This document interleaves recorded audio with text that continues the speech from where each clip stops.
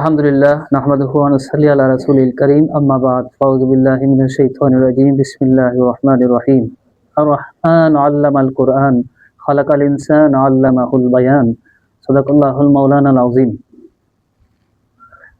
আম্বিয়া খানম চৌধুরী হাফিজিয়া ও ইবতেদায়ী মাদ্রাসা গাছিচুলা সিলেটের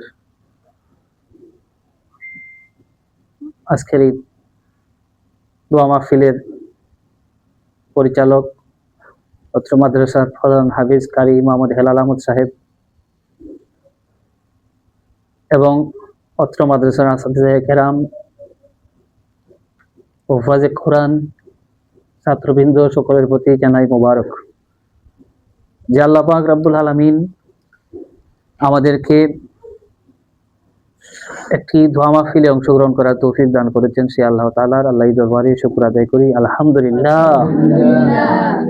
আমরা জানি আল্লাহ পাক রব্বুল আলামিনের মহাগ্রন্থ আল কোরআনুল কারীম এই পৃথিবীতে আল্লাহর নবী মুহাম্মদুর রাসূলুল্লাহ সাল্লাল্লাহু আলাইহি ওয়াসাল্লামের শ্রেষ্ঠতম একটি মুজিজা। এই কোরআনুল কারীমটাকে আল্লাহ পাক রব্বুল আলামিন যুগে যুগে হেফাজত করেছেন হাফিজে কোরআনের মাধ্যমে।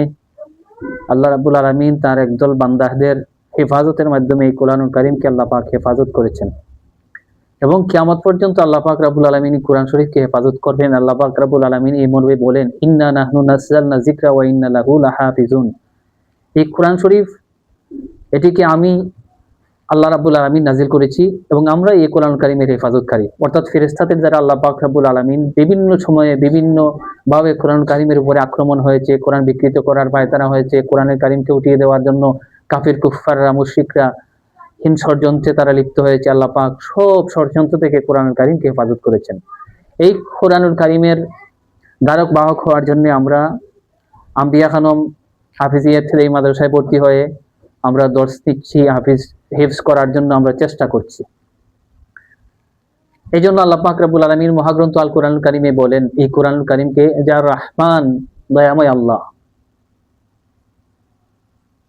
আল্লামাল কোরআন, যিনি কি করেছেন, কোরআন কারীম শিক্ষা দিয়েছেন। খালাকাল ইনসান, মানুষকে সৃষ্টি করেছেন।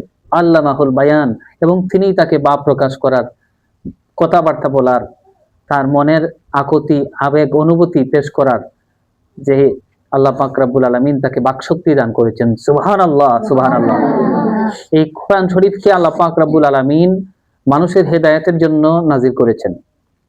কোরআনুল কারীম মানুষকে হেদায়েত দান করে, বিশেষ করে মুমিন মুত্তাকি পরহেজগার যারা, তাদেরকে কোরআনুল কারীম হেদায়েতের পথ দেখায়, হেদায়েতের আলোর পথে তাদেরকে আহ্বান করে।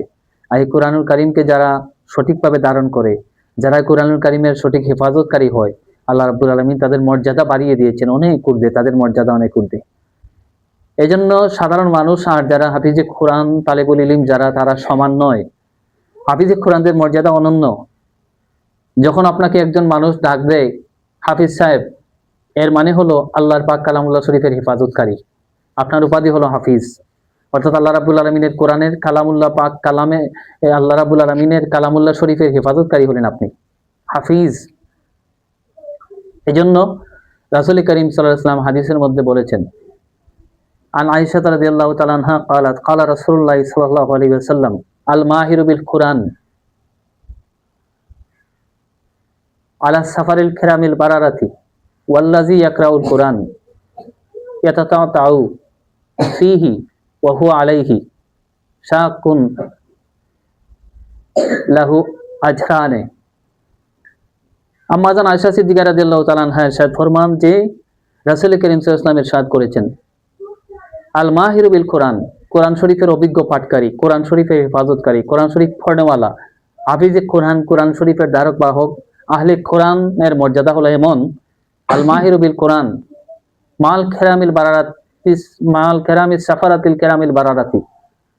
অর্থাৎ লিপিকা ফেরেশতা যারা লিপিবদ্ধ করেন আমাদের আমল নামা, যারা লেখার লেখনির কাজে ফেরেশতারা নিযুক্ত থাকেন, ওইসব ফেরেশতাদের সাথে যারা কোরআনুল কারীমের হেফাজতকারী, কোরআনুল কারীমের রক্ষক, যারা কোরআনুল কারীমের ধারক বাহক, তাদের সাথে এই কোরআনুল কারীমের অর্থাৎ এই লিপিকার ফেরেশতাদের সাথে আল্লাহ পাক রব্বুল আলামিন তাদেরকে আল্লাহ রাব্বুল আলামিন সম্মানিত করবেন। সুবহানাল্লাহ, সুবহানাল্লাহ।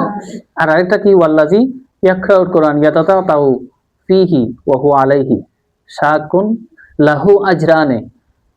আর যারা কোরআন শরীফ পাঠে কষ্ট হয়, যারা কোরআনুল কারীম আয়ত্ত করতে যাদের কষ্ট হয়, এমন আছে যে মেধা শক্তির সবার সমান নয়, এক নয়, মেধা শক্তির মধ্যে ভিন্নতা আছে, পার্থক্য আছে, স্তর আছে, মেধা শক্তির ভিতরে কম বেশি আছে।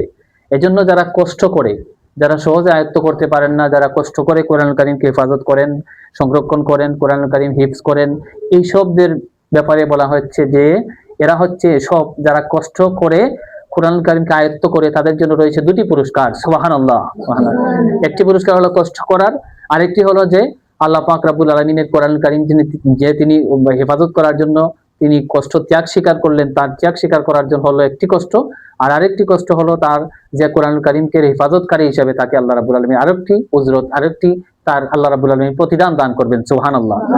সুতরাং আল্লাহ রাব্বুল আলামিন যেন আমাদেরকে কোরআনুল কারীমের কষ্ট স্বীকার করে হলেও কোরআন আয়ত্ত করার যে আমরা নিয়ত করেছি, যে জন্য আমরা খেয়ালি হয়েছি, যে ভর্তি হয়েছি, মনোযোগী হয়েছি, আমরা এই জায়গার মধ্যে এসে কোরআন কারীমের হেফাজতের জন্য সমবেত হয়েছি, আল্লাহ যেন আমার সকলকে কামিয়াব করে আমাদের বাড়িতে যেন আল্লাহ রাব্বুল আলামিন পৌঁছিয়ে দেন। আমরা সকলে বলি আমিন। তো হাজিরিন, আমি আল্লাহ পাক রব্বুল আলামিনের মেহেরবানিতে আপনাদের দোয়ার জন্য শুধু হাজির হয়েছি। আগামী সপ্তাহে আমি দেশের বাইরে সফরে চলে যাব, সংক্ষিপ্ত একটি সফরে। এজন্য আপনাদের হাফিজে কোরআনদেরকে নিয়ে আমার মনের মধ্যে ইচ্ছা জাগলো যে একটি দোয়া যদি করি, আল্লাহ রাব্বুল আলামিন সফরটাকে বরকতময় করবেন, সফরটা নিরাপদ হবে। হাফিজে কোরআনদের উসিলায় আপনাদেরকে নিয়ে দোয়া করলে আল্লাহ রাব্বুল আলামিনের দরবারে দোয়া কবুলের আশা করি। এজন্য আপনাদের খেদমতে উপস্থিত হয়েছি। আল্লাহ পাক রব্বুল আলামিন যেন আমাকে এই সংক্ষিপ্ত সফরটাকে যেন আল্লাহ রাব্বুল আলামিন সফর বরকতময়, কল্যাণময় এবং মকসিদে মঞ্জিলে যেন সালামতে পৌঁছান, সেই দোয়ার পথের নিরাপদ ব্যবস্থার মাধ্যম হিসেবে আল্লাহ রাব্বুল আলামিনের দরবারে আপনাদেরকে নিয়ে কামনা করার জন্য উপস্থিত। আল্লাহ রাব্বুল আলামিন যেন সেই এই নেক ইরাদাকে, নেক মাকাসিদকে আল্লাহ রাব্বুল আলামিন যেন পুরা করেন। আল্লাহ রাব্বুল আলামিন যেন আমাকে তৌফিক দান করেন। আমিন। ওয়া আখিরু দাওয়ানা আলহামদুলিল্লাহি রাব্বিল আলামিন। আসসালামু আলাইকুম ওয়া রাহমাতুল্লাহ।